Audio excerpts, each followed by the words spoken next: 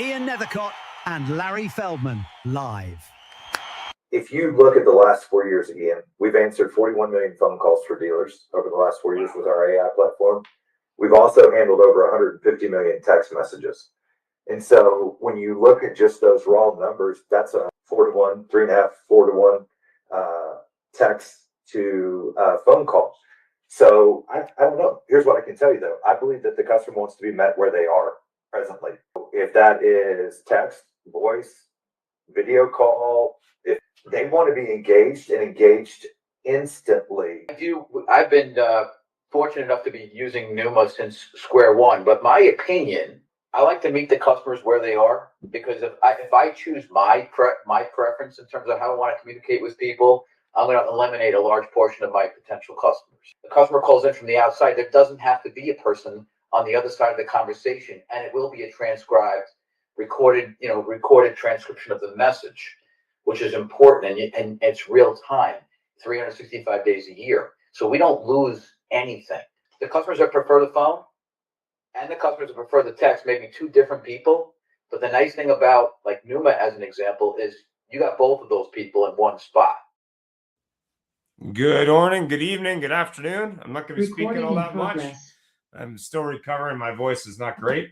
So I heard Larry had a hell of a day, so maybe Larry can talk a little bit about his day today. Sure. I got a whole bunch of people as candidates for sales for Mazda of North Palm.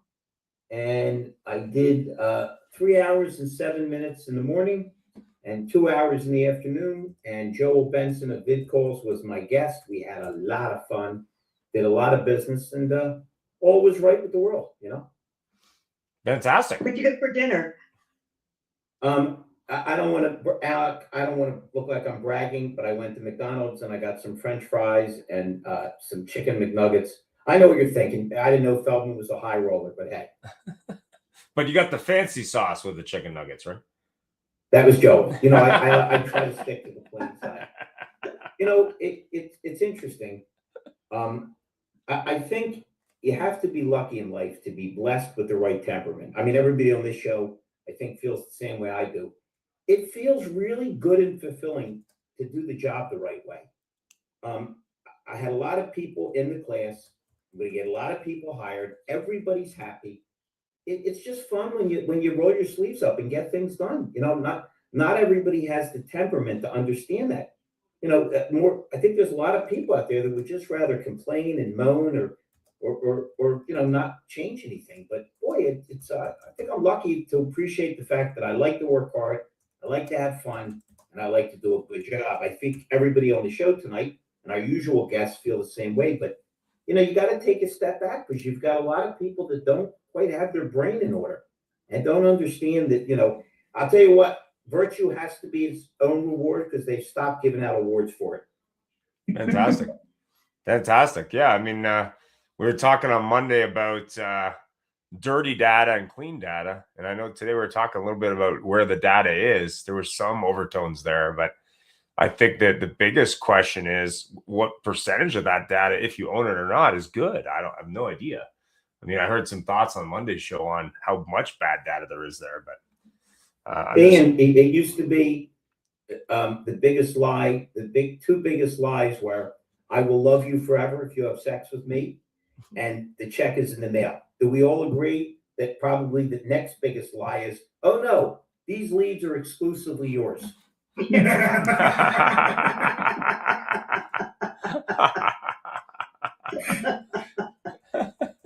Never a sure statement. And just the fact that they're still having a lot of this as like new topics is scary. You know, I mean, it's like, you know, just because we have AI and everybody's supposed to know it, data's been dirty for a long time, and it's just no one's been talking about it. And now, as we talk about data, is it that the new software tools are better and more advanced, and so, or the old ones, the old, you know, spreadsheets, you know, where's the better ones, but it's just, they need to stop talking about it and just execute. You know, I mean, if your DMS doesn't talk to your CRM, well, you need to go and put somebody on task to find out where the problem is. Are we better off with the CRM or the DMS? You know, Right. I know, you know, that we've been watching for a long time of everybody building go-arounds, you know, ADP, which is CDK and Reynolds, they didn't want anybody in their data. So now you had, you know, now as we keep on building, you know, whatever technology was to go around, if your CRM is really one of the most valuable tools because it does so much, it needs to do so much. It needs to capture the leads in secure databases.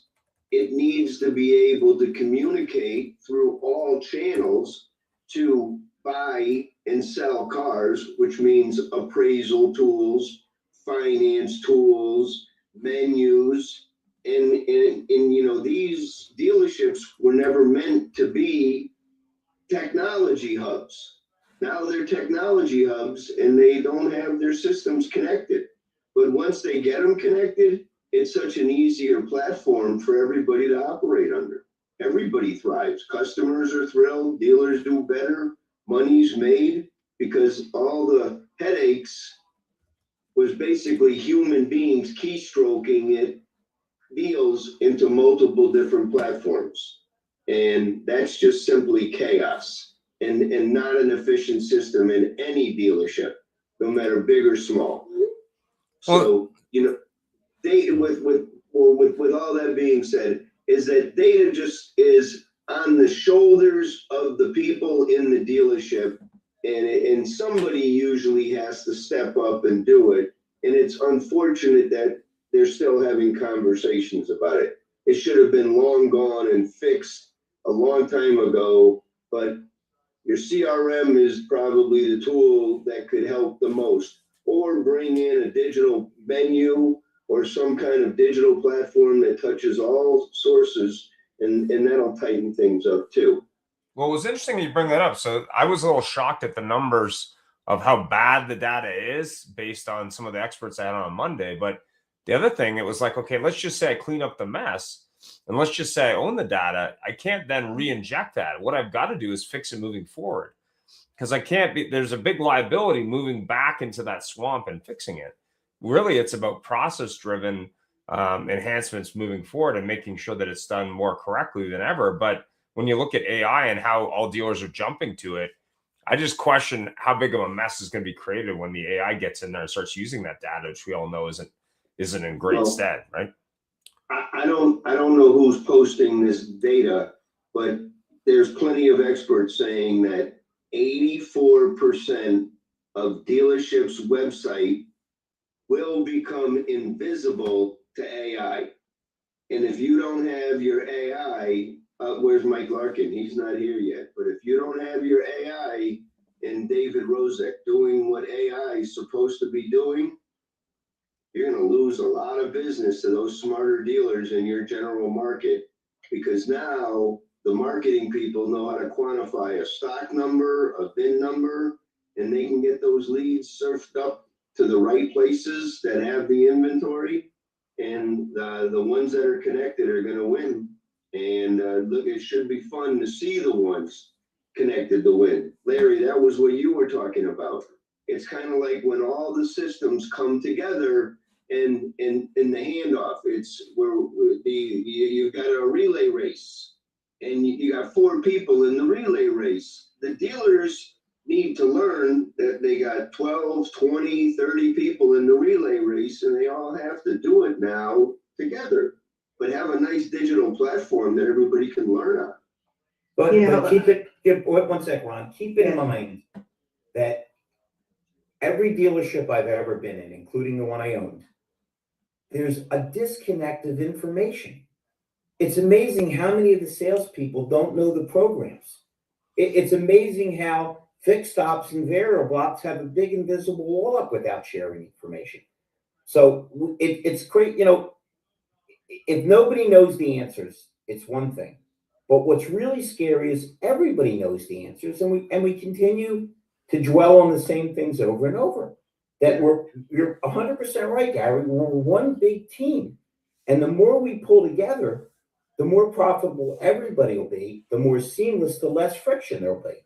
But I got a feeling if we're all alive in 50 years, we're still going to be talking about the same thing. But Rhonda, I didn't mean to interrupt, but Gary. No, that's okay. What Mike mentioned last week was that Google's down 40%. And the reason is that search is not all about Google anymore. It's also about AI. It's about large language models. Yep.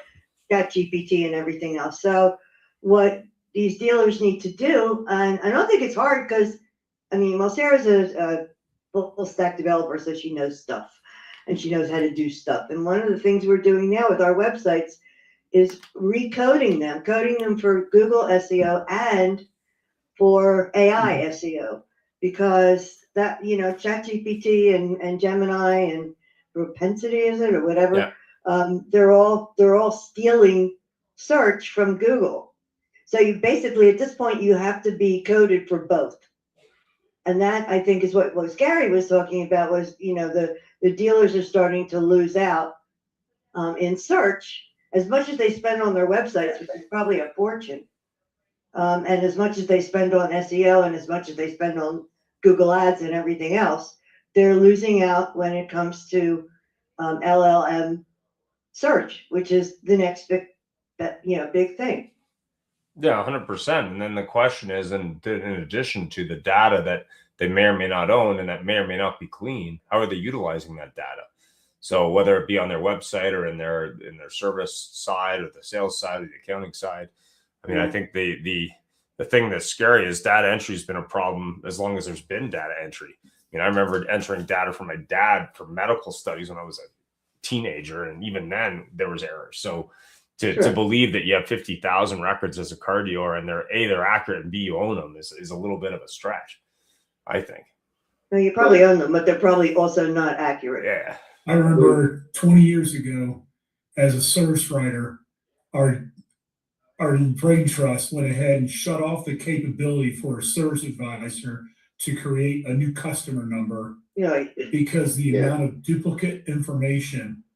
They wouldn't believe that you were creating a new customer file.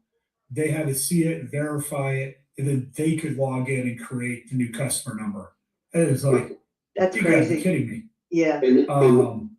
But you personally, I have 5 accounts in the dealership database, because every time I bought a car, they created a new customer number for me. Yeah. And then I also had my employee customer file. Well, not only that, I mean, a belief that a salesperson, whether they be in service or in sales, is 100% a data entry technician is a little bit of a stretch. But yeah, I mean, they get pretty good at working around those problems too. I mean, I remember years ago, it was like, oh, these fields are all mandatory, and then suddenly you'd have filled out fields, but they weren't filled with the right information. So, you know, I mean, that's a whole other ball of wax. But my concern isn't so much that. It's when you start bolting AI on to try and automate stuff that's based on bad data or even data you don't own. What does that look like? I mean, what's your opinion there? Yeah, I'm just seeing it. I mean, they brought in our sales staff back in November, and one person plugged in a bunch of customer contacts that he sold prior product to. Yeah. But they pushed it on top of what people had already been spending 60, 90 days inputting information as they're doing outbound outreach. Yeah. And then now all of a sudden you got duplicates. And now people are like, well, we need to go in and kill the duplicates. Okay. Well, which one? Right. The latest or the earlier one? Yeah, absolutely. Which one? The data in the dealerships, you know, have been siloed for a long time. But from just the portion of the AI that I see, the capabilities, is that if the dealers had the right people, AI organizes a lot of this stuff. But now that you don't have legacy DMSs, they're starting to become more nimble, Techion. People, you can do some things. It was so stagnant when you were stuck using the green screens in Reynolds and CDK, where you had to fill the pages. You know, now we're so much more nimble, and AI is going to be the dealer's friend. I mean, I'm watching the things that AI can do, and dealers just need to start believing, training, and learning, and stop the fighting. It's not going away, and learn how to utilize it, because you can take a couple of spreadsheets and put them and say, clean this data up. And then I want to put it in a format where I can put it back in. And you're almost there with your new, there you go, Michael. You almost got your head right in there. But the new technology that's available that has the AI included is perfect. And so maybe you can't go and clean up the old data, but you can certainly start from now and make sure that every lead, every text, every email comes in. From going forward, you're building it and you create all your from forward. But it is time to stop talking about it. Even if you got to put it into an Excel spreadsheet and let somebody go work on it and do sorts and clean it up. And if you end up with 100 good pieces of data, great. You don't have thousands of garbage. But it is Garrett, what we do. Garrett, how many stores have you been in your life? 100, 200? Yeah, I mean, yeah. Have you ever seen a CRM that works perfectly? Because the people are inputting the information and everybody's on the same page. Because the next one I see will be the first one I see. Well, but I will tell you, I remember I had a few dealer groups, which was wonderful. And the motto used to be, if it's not in socket, it's not a deal. And, you know, so if that deal wasn't started and you said, that's my lead, you're beat feet. But you're right.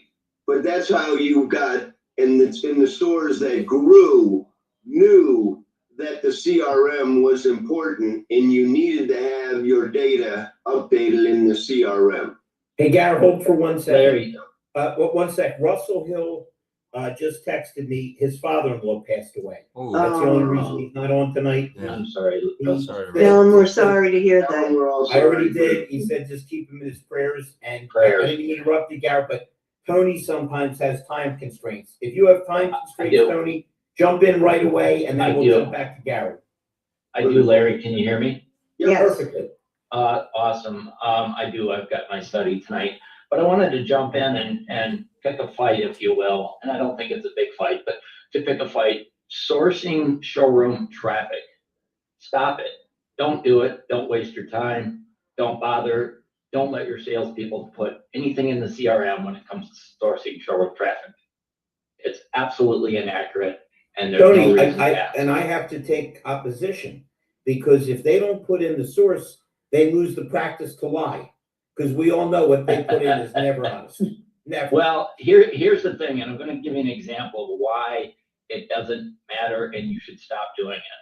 Years ago, running an enterprise BDC, 13 stores, I take a phone up because everybody's busy.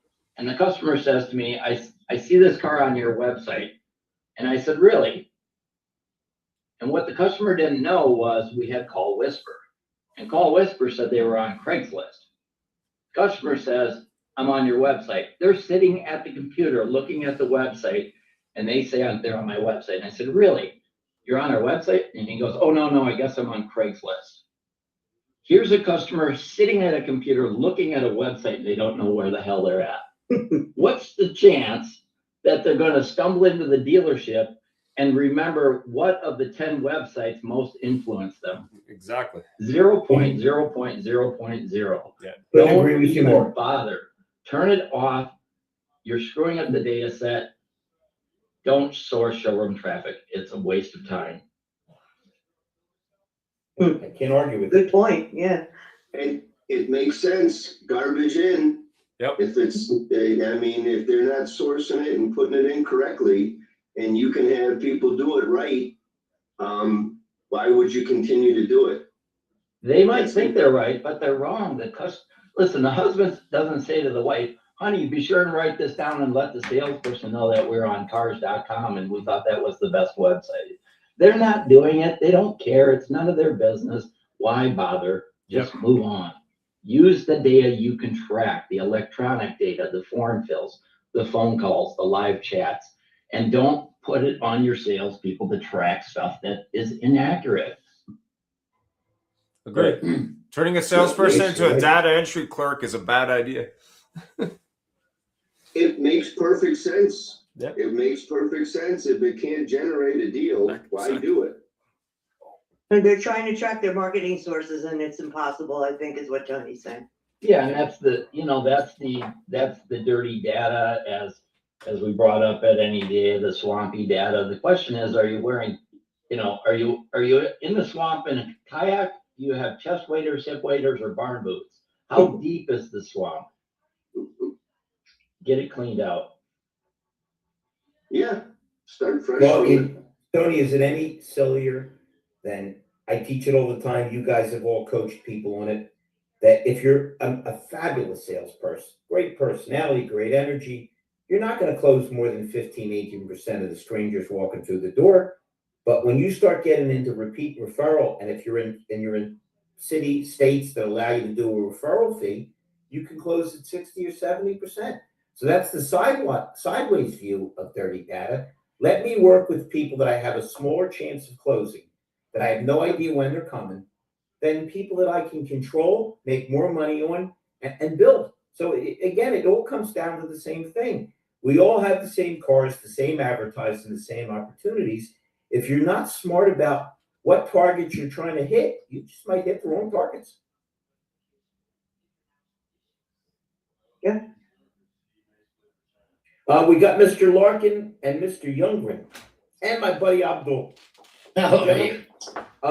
Whoever wants to speak first, let's hear your opinions. We would love it. We're glad all three of you could make it tonight. Thank you. Go, Mike. Oh, I see, I see Christian ready to rock. Well, I had the In tooth the pulled today. dark. In the I had dark. the tooth pulled today, you guys. So I thought it'd be fun to come on Vicodin. Spooky, Christian. Larry, I figured that would match Larry's tone real well if I came on with a Vicodin him. So there you go. A couple thoughts. One would be, Larry, you mentioned work ethic. Yeah, I mean, I don't think there's nothing better than putting in a hard day's work. It's something I love. I tell you what, it makes the steak or the McDonald's hamburgers taste better, the wine tastes better, everything just a little better. So I agree with you there.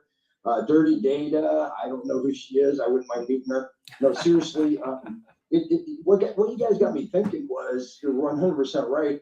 The data is always wrong. So are there companies out there that are fixing this for people? They're trying to clean up data, but the problem is going back. So when you look at any kind of anti-privacy law that's out in the books, I mean, it's if it's older than 6 months and you don't know the status of it and you don't have any permission, I mean, it's kind of garbage. Dangerous, and it's like radioactive. So the bigger question, the thing that numbers I heard was just the amount of data in a dealer's database that was unknown in terms of what that looks like. Like, how dangerous is that? How radioactive is it? I don't know.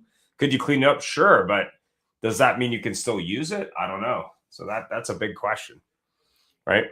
I just was wondering if there's Vin Solutions. I remember those times, the general manager would hire his daughter, 16-year-old daughter, to come in and, take out the dupes and that type of stuff. I was just curious if somebody, watched on that. Christian.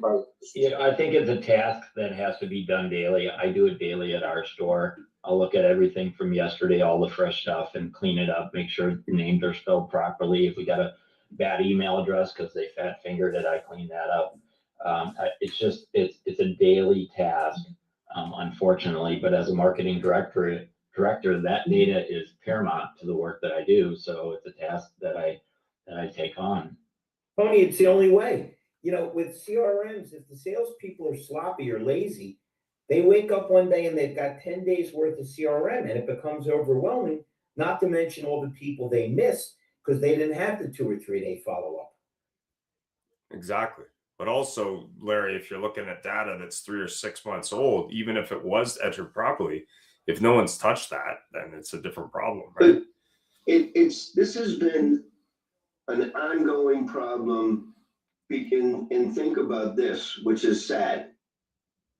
Every manufacturer and dealer, when they sell a car, they have to fill out that form, the RDR. They got to fill out that form. Yep.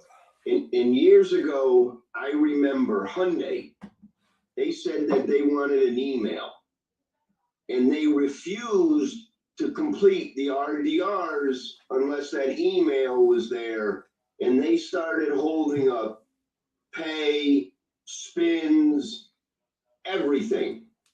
This has been an ongoing thing. I mean, the data, any manufacturer now, they do not want to let a car go over the curb without them having their email and have them stored. It's a simple correct is that you don't RDR the vehicle until you have all the correct information and all the different fields filled out properly before you push it into the system. And then that just becomes another training issue, and somebody needs to be able to capture that.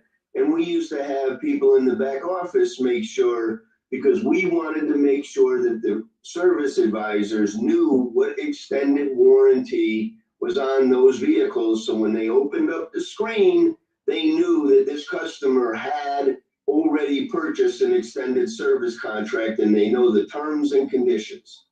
It's been going on for history, but now you can capture this stuff so much easier and leave the people out of it that don't want to do it correctly, and either assign it to people that do want to manage it correctly, but certainly add in some AI and some technology to handle all the heavy lifting, because it's there, it's built for it now.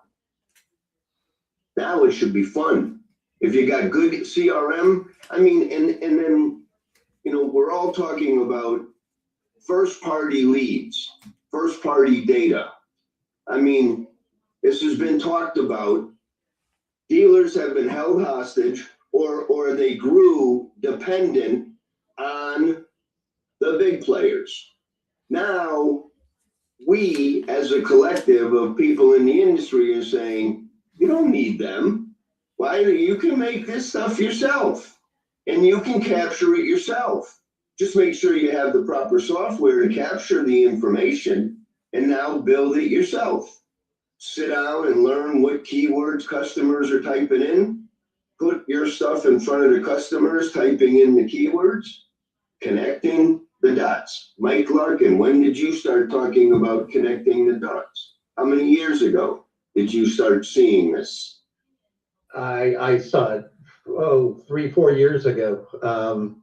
And I was all excited back then, but you hit the market and, I don't think of myself as a guru. It just, I'm fortunate to get that knowledge from people that are much smarter than I am. But when you approach them, they don't want to know what they don't know. So don't tell me what I don't know. Really? Okay, well, what's it going to cost you? And, you can either do it or not do it. And now it's I'm not saying it. Go to Google and type in what you're going to type in. Used cars in your city. Are you there, or are you paying somebody else to be there collecting your data? That's third party, and they own that data before they give it to you and 5 of your other competitors in that market. Yeah. Larry was saying that earlier. You missed Surprise! That. Yeah. And sends you a big fat bill for it too. Yeah. So it's up to the leaders in that they know where they're buttering their bread, and some are like aware of it, but they're not doing anything. Some are aware of it and are starting to kind of get their head out of the sand, and some just don't want to know. And I run into, hey, I gotta be talking to the people that are open to it. And once I identify that, well, we have a conversation. If not, and I get just run. It's like, Yeah. sorry, I gotta, you don't have time, I don't have time either. I'm 56. You know? Yeah. I'm not gonna live another 56 years. So I don't have time for, the people that, I don't hear you, I don't see you. Okay, good luck to you. In a small dealer group market, Mike, some stores, they have anywhere from 6 to 12 franchises. There's usually a marketing director. And that marketing director is usually a gateway to the owners. And- Sometimes not. And sometimes it's the owners. But they're not open, they're not listening. They finally got it to where they're got some sources that they got leads coming in, but they don't want to hear about getting more leads for less money by doing things different. They don't want to try anything new. They're just stuck in their old habits. Yeah, that's totally true. But the ones that are open to a conversation, I'm a show me type of guy. I'm talk because cheap. You got these people done talking about it, but let's show you. And if I can show you, then you make up your own mind. But other than that, if they don't want to be shown, you're not going to show them. No. If they're in that negative mode, and unfortunately, a lot of times in the negative mode is they've been told they've hit their plateau. Don't bring us anything else. Don't, general manager's already been beat them up enough. It's like, you really, you watch it all the time. Boy, do some people have to be persistent in certain dealer groups to get stuff accomplished.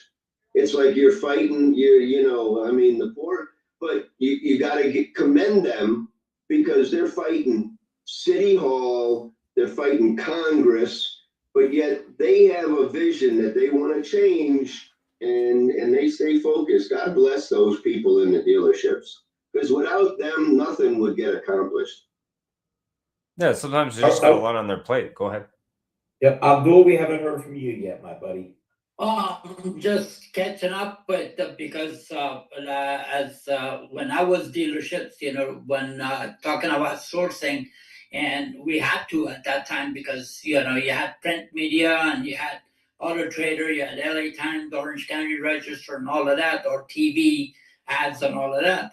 But now the last 10 years, of course, it just brings me up to date with pretty much everything in there, and the CRM is so correct when everybody said that if they don't do the CRM, the salespeople on their CRMs and assign themselves a follow-up, or the CRM automatically assigns a follow-up, a 3-day follow-up or next day follow-up and all of that. But so true, dealers are really strict on their data and they're closed-minded as far as not knowing whether it's a clean data or duplicate or anything like that. And for them to be open to any new way of doing it or cost saving or something like that, it's like their data is so holy to them that no matter unless you really got an in-house with the marketing director or the owner that would listen up to you to scrape up the model and scrub the data and really make it a useful part of the asset of the dealership, because it is a valuable asset if it's scrubbed up right and it's accurate.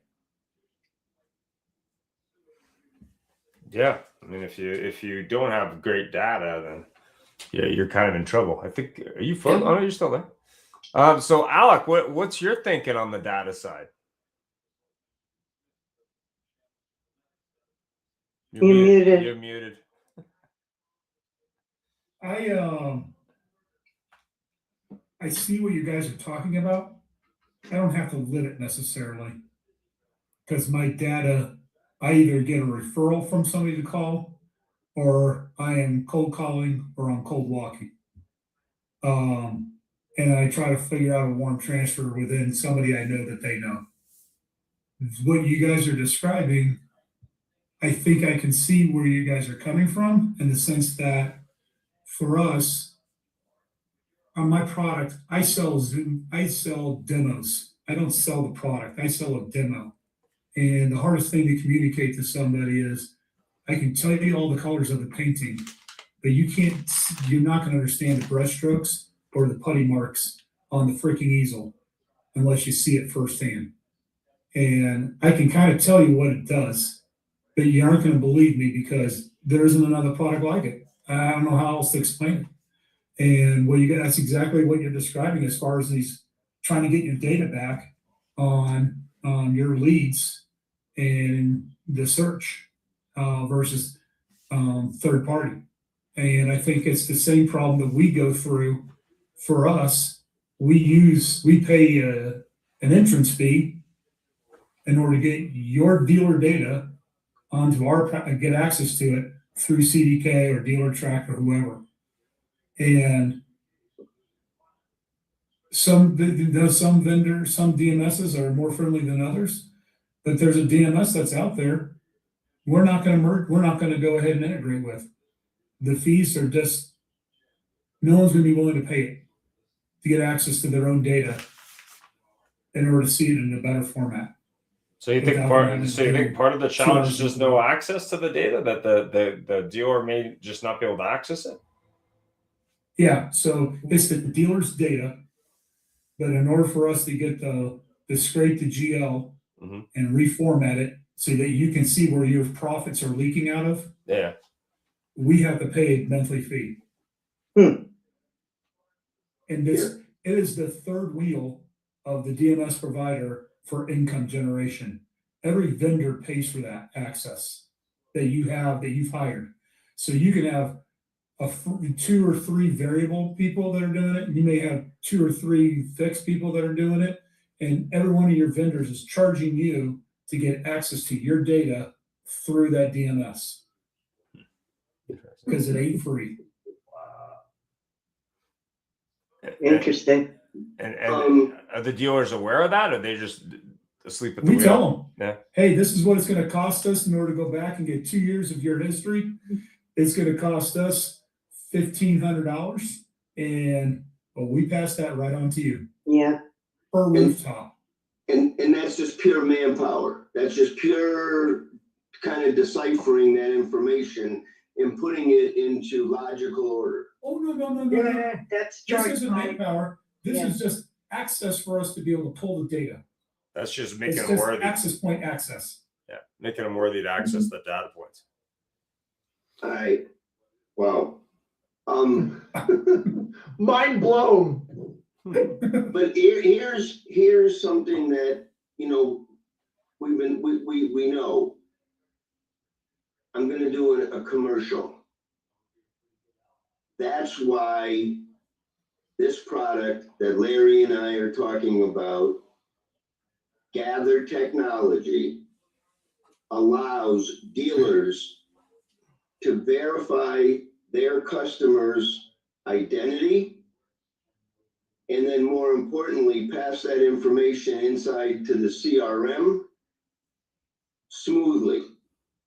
So this is where these kind of software tools are so valuable to be included and intertwined with the dealership's websites, so that their websites have flexibility and they have verification tools to verify the identity up front and then move it inside your systems cleanly. And, you know, you can call before clean data and after clean data.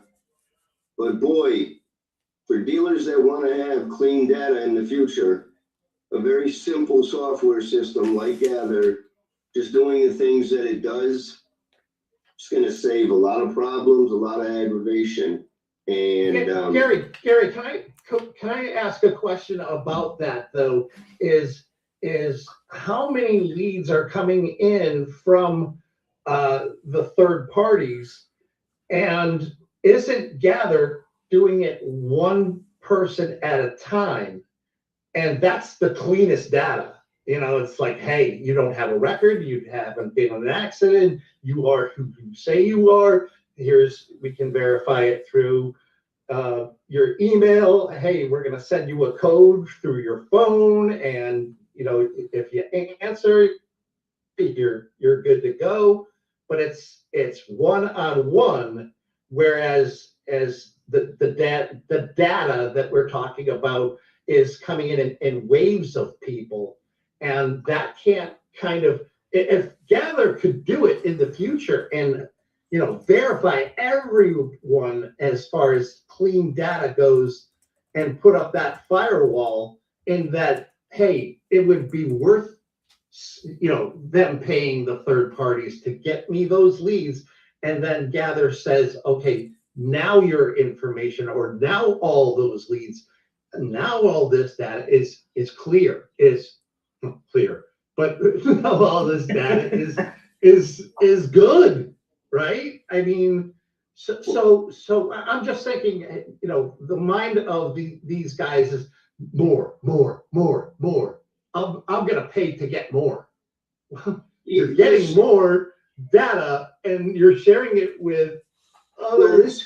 This is the way that this product has value is when you're at the first trigger point of verification. If the customer wants numbers, if the customer wants to test drive a car, if the customer wants, you can give them general information, but as soon as they trigger that they want, you as a dealer, under the laws today, under the FTC laws, it is the dealer's responsibility to verify the identity of that person before they move forward into the transaction.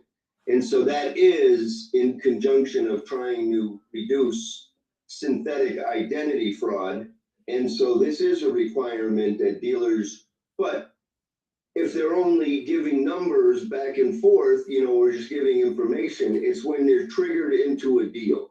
You know, if somebody says, I want to know if that red pickup is on your lot and it's, you know, is it still there? They can have conversations. But if they want to start knowing, I want to know what I can buy that truck for, or I want to know what my payments are if I put money down. Now you need to verify more information before you give up. Did I answer that? Kind of. And in other words, we've been talking about third party and how the investment in third party have made it all the way to Google page one. In other words, I'll be hard pressed to say and look up used cars Hartford and find a dealership or a dealer group on the first page of Google when I'm finding Auto Trader, Cars.com, Right. Edmunds, and you know, all these competitors are paying for. But aren't all those guys are ahead of the dealers usually? Yes, that's what he's saying. Yeah, they're aggregators. Yeah. Right. So I find my car on Edmunds, just an example, right? And they're passing on that information. I'm looking for a Ford F-150, and they're passing it on all that market's Ford dealers. They're not passing it on to the one Ford dealer that has that car. Yeah, everybody. They're blasting it to everybody. Right. So those leads are basically worthless. But I think that the most interesting part of this conversation, what Ian brought up, was at what point in the past is your data not only not worth anything, but legally not accessible? Sure. There's a lot of laws now that go by state of whether it's calling, whether it's emails, and that's true, because you can't follow up after certain, there's if you didn't get an opt-in. Pennsylvania is usually pretty tough with a lot of those laws. Yeah, so you really got to look at it and say, hey, how much quick, I mean, how often am I cleaning up the data I have? Number Right. two, what are you doing to prevent the loss of data or the radioactivity transition of data? And then at what points you just say, hey, I don't know the status of that data, so I just can't even touch it. So then you got So to what say, do you do? Delete part of your data for the 40,000 pieces of data that were from 6 months to a year ago, and then just start over? well, I think what you have to have is a plan. So I think what you have to do is say, okay, I need double opt-in. I don't know what the status of that is. Ideally, you want a third party to do it, so you don't have the same liability. But Right. yeah, that could be a big, a big check for contacting people, especially if they're on the do not call list, right? Or do not contact list. So that's a whole other ball of wax. But I think AI can help with that.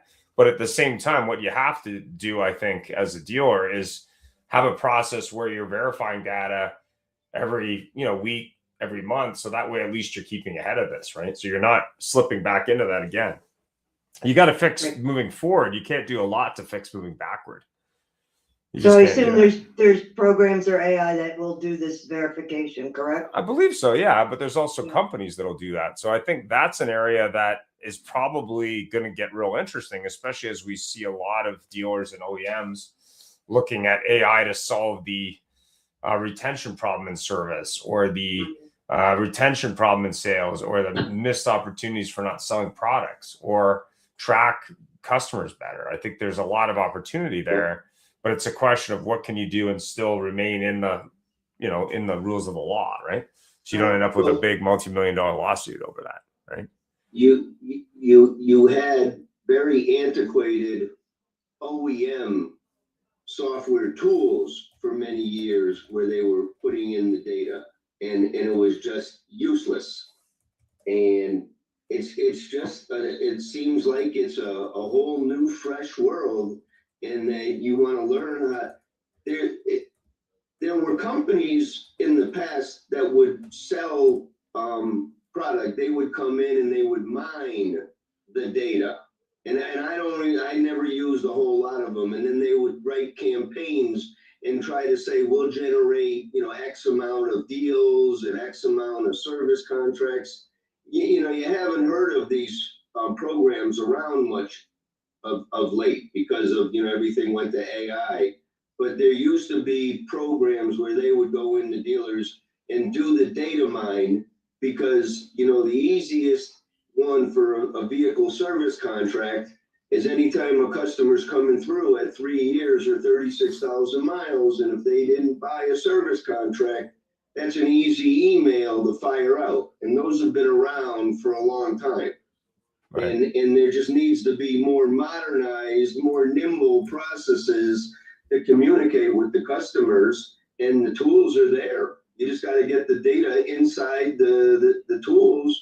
And boy, if you want to find that information, it seems to be pretty out there. Emails, telephone numbers. You can see what customers are doing. You can be sitting at your office and sitting playing chess with customers. It's just a whole different world of where the leads are coming from. 100%. I think Tony nailed it when he said, that he fixes and cleans up his data every day. I mean, as I'm sitting here listening, there's really no easy solution other than just keeping after it and not letting it get so far down the road. If you wait a week or so, you're gonna have so much data that you got to clean up. I think that's the only way to do it. The other question I guess I have, if unless we got more on there, is, and it's kind of switching directions here, but we're talking AI. Who's got the best AI sales appointment setters? I know you got Numa with service, but who does sales really good? In terms of data, or in terms of AI process? No, I'm switching gears totally. So for some reason, I'm thinking about Numa, and I'm thinking about, how they've got the appointment setters for service, right? The AI appointment setters. Does anyone out there have a sales appointment setter AI? You mean outbound or inbound? Inbound. So inbound, pretty much everyone who started out in service is now getting into the sales side. What the numbers are, I don't know. I know Numa has a solution. Probably so does Toma and the other people. Amy, there's a bunch of other ones. May, I think, is another. But the big question is most of them are handling inbound only. And that's really just putting them through a process. I don't know the numbers yet, but I could get that information. I have no idea at this point. I was just curious. Are you talking about like an AI BDC? I'm Yeah, talking inbound, about- inbound. Yeah, exactly. An inbound call that says that they call you about a vehicle and Yep. the AI sets the appointment for the dealer. Yeah, Anyone doing that? yeah. There are a couple companies doing it. Yep. But the reason I ask is I had this guy call me out of the blue yesterday. I was in Galesburg with some dealers and on my way home, this guy calls me out of nowhere and I figured, I'm like, did he scan my badge? But hardly anybody scanned my badge at vendors where they see I was a speaker and they're like, I'm not scanning. Anyway, out of nowhere, his name is Andres. He had, I don't know where the hell he ended up telling me, he finally got my info, but he's been doing a similar thing for doctors for 4 years. And he stumbled upon, he's got a really good friend that is, I guess, has somebody, an inside contact with one of the big CRMs. And anyway, the long and short of it is he was showing me this yesterday on this demo. Now it was dangerous. I was driving back from Galesburg, so I was just kind of glancing down at it. You didn't really need to. It did a pretty good job. It is agentic. And anyway, it was just interesting. You know, he's already been doing it for doctors. Yeah. For again, like 4 years. I was just curious who had it because he's just, you know, I said, do you have any dealers yet? He's like, no. And then I ended up having to jump on another call on another meeting. I haven't There are some companies out there. If you have questions, I can connect with some people that are playing around there. The one that's dangerous is the outbound. The inbound one's not hard to do because you're just basically you're saving that call from a salesperson. Maybe couldn't answer it or whatever. Hey, Ian, we got David Rose. Yeah, go, Mr. David. His opinion. I'm sure David has an opinion on that one. So the biggest thing about that, though, is to check the architecture and the security and the integration part of it, because anybody can do a voice AI agent. It's not a big deal. I mean, a 10-year-old could set it up. Yeah. The problem is the security and the hoops you jump through to get multiple AI products to work together, to answer the phone, to call somebody, to text somebody. Yeah. If it's just like texting, that's not as, not that bad. But the problem is you go through an FCC approval process now that can take a while. Yeah. And you have to be careful with the provider and how you fill out the paperwork, because it could take 2-3 months and longer. So, the ones that have texting capabilities, touch to talk, or voice to talk, there's a ton of them out there. So, but the problem is that the integration part, trying to have an integration with Reynolds, it's expensive. A lot of little companies don't want to put out the 10 G a month, 15 grand a month, whatever their agreement is. Yeah. But it is That's what expensive. Alex was talking about, yeah. Yeah, I put it together with eLead with one company. It was expensive. I mean, it's just, what's the purpose again, Kristen? You wanted to do outbound calls, like marketing calls? No, inbound, I think, right, Christian? All right.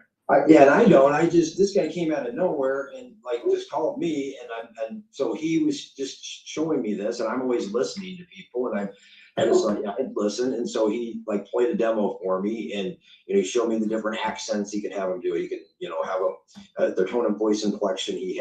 He was working on it. I mean, it was pretty good, and so he played the demo for me. And he was telling me, he's like, no one out here has this. And I'm like, thinking, no, there's someone out there that has That's not it. true.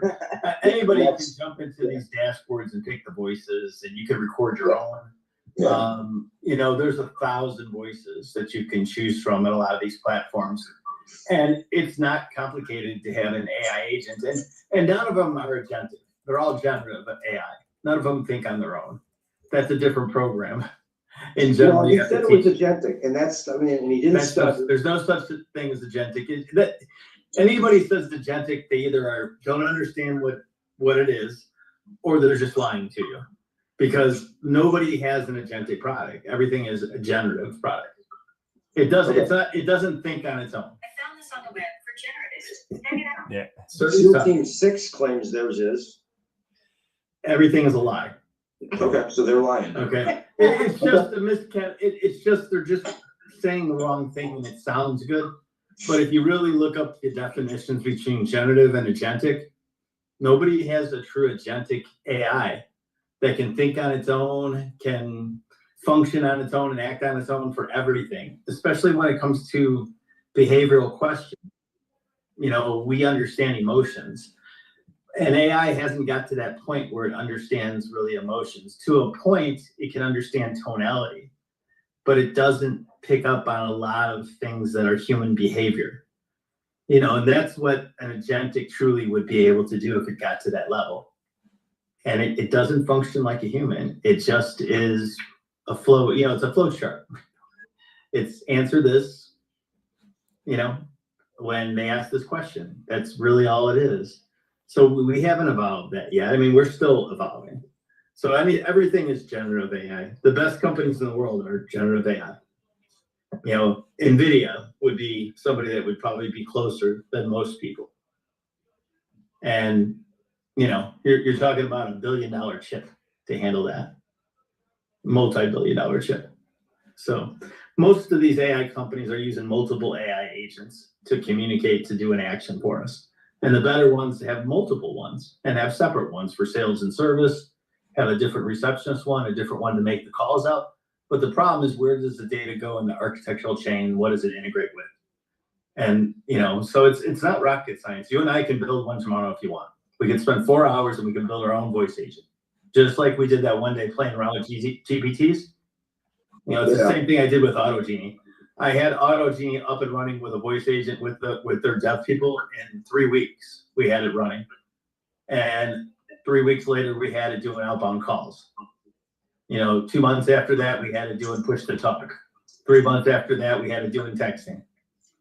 So, you know, in 6 months' time of playing with it, we got an AI agent to do anything that Numa and Stella can do for $300 to $500 a month versus $1,700 to $2,500 a month. Wow. So, I mean, it's just about going with these platforms that have these voice agents, and they're out there. They're just white label technology. So it's nothing that's rocket science. It's not like they created their own code to build it. Most of these companies, very few people. Unlike OneKeel has US-based engineers that can actually build it for you. They have like 17 engineers working on different things. But those guys are right here writing their own code. They're not layering it with a ChatGPT that's sitting on top of something. You know, a lot of people ask, you know, what's the difference between OneKeel and Horizon? Well, Horizon is ChatGPT. It's layered on top of something. It doesn't outward think. So, I mean, it's a great product for the price, and in comparison what traditional pay-per-click providers do with their SEO companies and how much work they do, which is very little. So Horizon has its benefits, but if you can take those Horizon pages and you understand the schema markup and you can upload it to the website page yourself, it's a good deal. But if you don't know all the technical stuff, then it's not. Then you need to pay somebody a couple $1,000s to do it the right way. So it just depends on what your skill set is and what you think it is. All these doctor's office, there's a ton of doctor's office have AI agents. So, you know, right now, any of us can jump into an AI agent business for about $300 a month. So it's not complicated. I'm still trying to figure out how these, so if anybody tells me they got a agentic, they're just full of shit. I can just They just need to look up. You know, I don't ever correct them like you normally end. I'm just telling you guys. Either, but I just know they. I don't even bother anymore because they tell me that their AI is this, their AI is that. I mean, I'm not going to talk bad about Team 6 and Thomas on his product, but when I demoed it, I broke it within the first 15 minutes. And I said, dude, fix this, this, and this.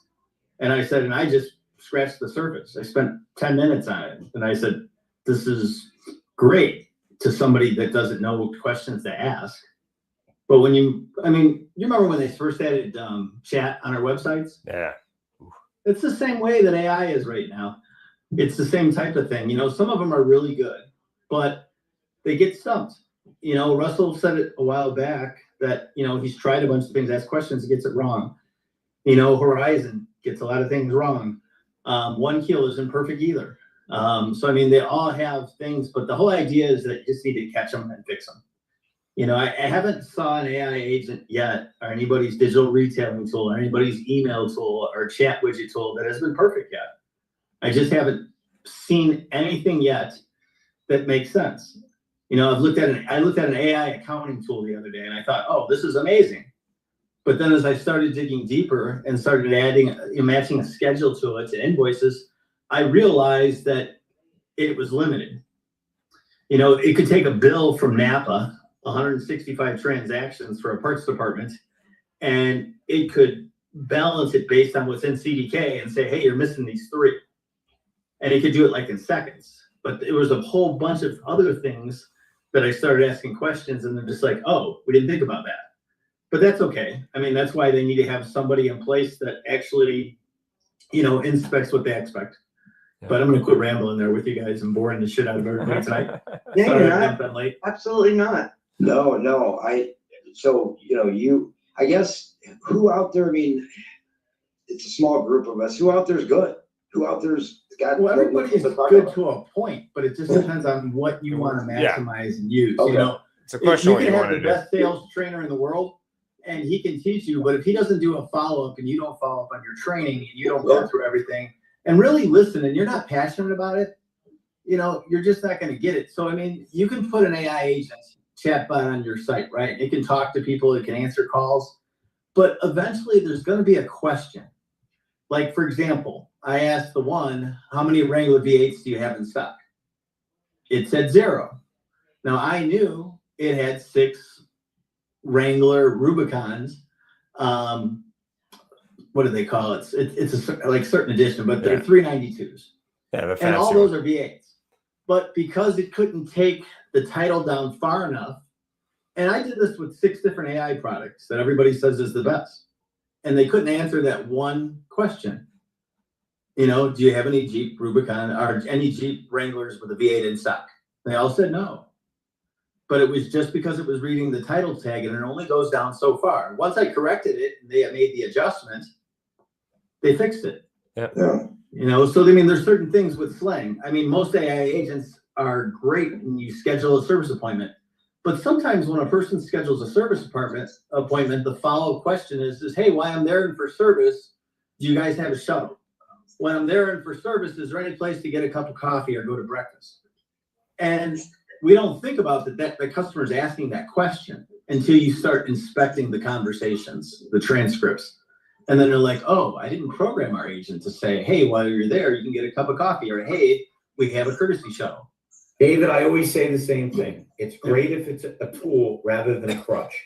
We still need human input. We still need someone to inspect and expect, and then we can really maximize it. Hey, we're over. Oh my God. We're 8 o'clock. David. David, no, David, It's not your fault. Christian, Mike, Abdul, Gary, we appreciate the heck out of you. We love your input.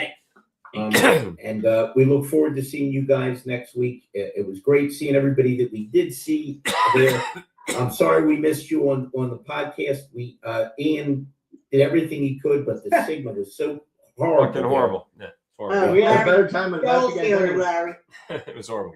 Yeah, you probably had more fun without me involved. We had more fun I'm without just you guys. I get it. Everybody stay- You missed the best ever, Larry. It was a football night. It There we was go. awesome. Everybody stay healthy. Good night. Everybody, Good night. we'll Be see you well. all soon, and thank you so much. Thanks.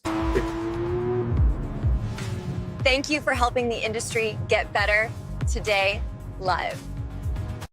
Larry, Joel is Yeah. here. Joel,